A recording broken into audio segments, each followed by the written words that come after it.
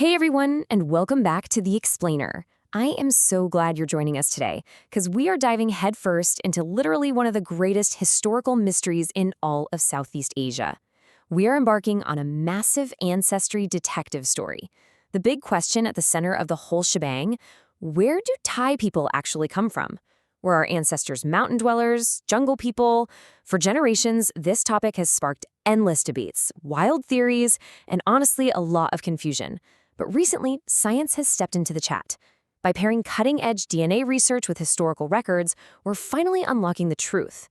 And let me tell you, the real story is so much more fascinating than anything you've ever read in an old history book. Okay, so let's kick things off by addressing the elephant in the room. If you grew up learning standard history, you were probably taught some pretty classic theories. Did Thai people originate way, way up in the Altai Mountains of Central Asia? Or maybe they were jungle dwellers who just stayed put. And when the ancestors of modern Thais did finally arrive in the region, did they just march in, conquer the land, and replace everyone who was already there? These are the age-old questions, right? Well, spoiler alert, our ancestors were a lot more focused on making friends and trading than just conquering everyone in sight. All right, Chapter 1, The Great Thai DNA Mystery. To really get to the bottom of this, we need to completely throw out the old assumptions and bring in our modern magnifying glass, which is genetics. Modern DNA testing is amazing because it allows us to read the history of human migration written directly into our blood. It takes us way back, long before written records or stone inscriptions even existed. Now, for a long time, that whole Altai mountain theory was widely taught. But look at what the science actually shows us.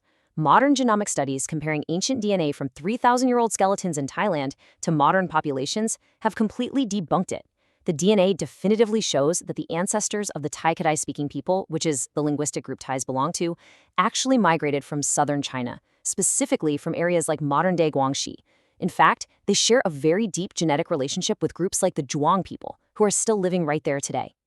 Let's break down the timeline a bit just to understand the massive waves of human history we're talking about here.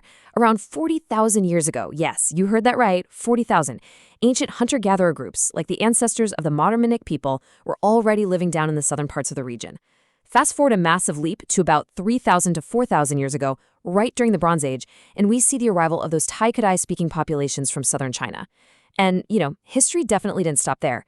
Even just a mere 250 years ago, during the reign of King Kawila of the Lanna Kingdom, there were huge resettlements of Thai Kadai groups from neighboring regions just to repopulate the north after a series of wars. So the demographic landscape was literally constantly evolving. Moving on to Chapter 2, Who Was Here First? So the absolutely crucial point here is that when the ancestors of modern Thais migrated southward, they definitely weren't walking into some empty jungle. To understand the Thai people today, we really have to respect and understand the people who are already calling this incredibly vibrant region home. Like we just mentioned, the Manique people have deep, deep roots going back tens of thousands of years. Later on, populations speaking Austroasiatic languages, and that includes groups like the Mon, the Khmer, and the Lawa, they settled extensively all across the region. They brought with them agriculture and early civilization. By the time the Thai Kadai migrants arrived in the Bronze Age, they were entering a world that already had completely established cultures and communities. And this brings us to what is brilliantly the biggest plot twist of our entire story. This migration? It wasn't an invasion that just wiped out the locals. It wasn't some hostile corporate takeover. It turns out early populations were lovers, not fighters. The genetic evidence absolutely proves it was an incredible integration. The incoming Thai Kadai people intermarried, they traded, and they completely blended with the Austroasiatic people who were already living there. Together, they created this beautiful, diverse genetic mosaic. Which leads us perfectly into Chapter 3, the Thai Kadai migration. So how did this whole genetic blending actually play out on the map as these Thai Kadai-speaking populations moved southward, following the river systems right down into the Chao Phraya Basin? Well, if we look at the DNA today, we see a very distinct north to south gradient.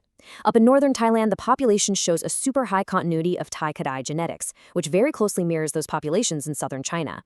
Science calls this endemic diffusion, which is basically just a fancy way of saying the people themselves physically moved and settled down. But as you move further south into central Thailand, the DNA gets highly blended, and down in the south, you get an even more diverse admixture. But central Thailand? Man, that is where the story gets really, really interesting. Central Thailand is honestly where we get the ultimate genetic recipe. Geneticists found this incredibly striking pattern. The maternal DNA, so the female lineage, of Central Thais very closely matches the Thai Cat-Eye migrants from the north, but the paternal DNA, the male lineage, is incredibly closely linked to the Mon people.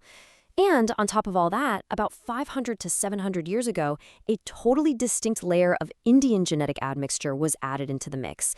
It so perfectly shows a society where the incoming Thai Cat-Eye groups and the local Mon populations heavily intermarried, literally forming the foundation of Central Thai society. Let's dig into that with Chapter 4. Where did the Mon go? This brings us to a massive historical puzzle. See, the Mon were an absolute powerhouse in the region. I mean, they founded the massive Dvaravati kingdom, they brought early Theravada Buddhism, and they built huge, thriving cities. Yet, if you look at a modern map today, there is absolutely no Mon country. So, where did they go? Well, I love this analogy. The Mon didn't vanish at all. They actually became the ultimate cultural ninjas. They didn't lose some big war and get wiped off the map. Instead, they just seamlessly integrated into Thai society. They essentially hid in plain sight by becoming, well, Thai. So how exactly did this happen? Over centuries, and particularly during times of really intense warfare with the Burmese Empire, massive waves of Mon refugees fled across the Tenasserim Hills into Siam. But they weren't treated as prisoners of war or anything like that. Siamese kings from the Ayutthaya period all the way to King Rama I of the Radhanekosin era welcomed them with completely open arms. They were granted land, they were given highly prestigious administrative roles, and they even formed elite military units. They were just so deeply respected for their knowledge, and that naturally led to extensive intermarriage, right up to the very highest levels of the royal court. And the Mon didn't just bring their military strategy and administrative skills, they brought the flavor. Here's a fun fact that I absolutely love. If you have ever eaten the famous Thai dish Khanom Jeen, you know, those delicious fermented rice noodles, you are literally eating Mon history. The name always trips people up because Khanom usually means dessert in Thai, and Jeen means Chinese. But actually, scratch that, the word comes straight from the Mon language. Khanom means boiled dough, and Jeen means cooked. So it's pure Mon heritage sitting right there on your plate. No way, right? Honestly, the mole influence is quite literally woven into the fabric of what we consider Thai today. That super elaborate summer dish, khao chai? Yep, Mon origin. Those beautiful swan pillars you always see at Thai temples? Well, the swan is actually the symbol of the ancient Mon capital, Hong Sawati. And it goes all the way from the dinner table straight to the top of the monarchy. The queens of both King Rama I and King Rama II had strong Mon ancestry, so the Mon didn't disappear at all. They literally helped build the modern Thai identity from the ground up. Now on to Chapter 5, Thais, Khmers, and the Comb. Okay, so we've officially solved the Mon mystery, but what about the Khmer Empire? This always brings up the somewhat mysterious term home, and those endless debates about who built what and who was actually in the land first. Let's look at what the history and the science actually show us here. Home is not a race, it is not a specific DNA profile. The home were simply people living in the Chao Phraya Basin who adopted a specific cultural umbrella.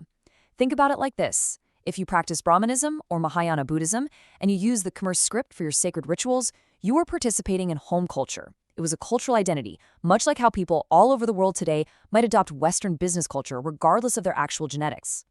And the DNA proves this beautifully. Even though the Mon and the Khmer both speak languages from the exact same Austro-Asiatic family, their genetic histories are incredibly different. Modern DNA testing shows us that while Central Thais have a massive amount of Mon genetic heritage mixed in with their Thai Kadai roots, they do not share a direct genetic link with modern Khmer populations. It's fascinating. The cultures interacted, for sure. They shared art, they shared language roots, but genetically, they walked very, very distinct pathways. Furthermore, the timeline really matters here.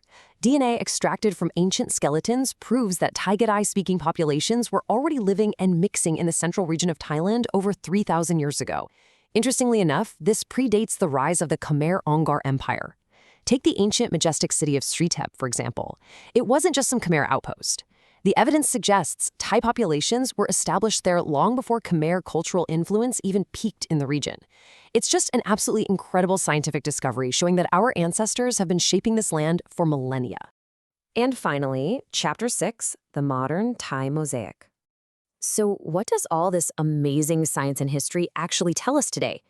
It tells us that the idea of a single 100% pure race is a complete myth.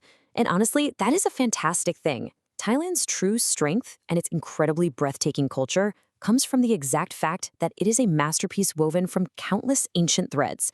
It's the Taiga migrations from the north, it's the ancient Manik in the south, it's the deep cultural roots of the Mon, the artistic exchanges with the Khmer, and the later trade with India and China. It's all of it. And that leaves us with a truly provocative thought to end on.